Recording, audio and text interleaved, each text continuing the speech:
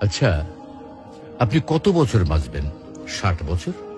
কি কম হয়ে গেল? আচ্ছা, বড় জোর ৭০, না হয় ৭৫ বছর। আর যদি খুব লাকি হন তাহলে ৮০ অথবা তার একটু বেশি। টিক টিক করে কিন্তু সেকেন্ড সময় চলে যাচ্ছে, আর টুক করে হাতে জমে থাকা সব সেকেন্ড শেষ হয়ে যাবে একদিন। একজন মানুষের কাছে যখন কয়েকশো কোটি টাকা থাকে, তখন তাকে টাকার বিলাসিতা মানায়। যার কাছে কয়েকশো টাকা আছে, তাকে কিন্তু টাকার বিলাসিতা মানায় না।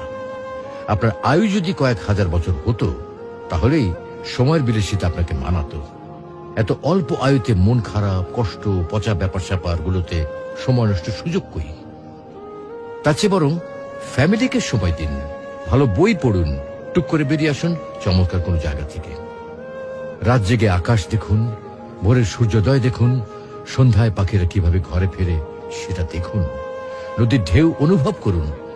একটু ভাবুন, আজকের এই দিনটা যদি আপনার অথবা আমার শেষ দিন হয়, তাহলে আপনার আমার পরিবারের কালকে কি হবে?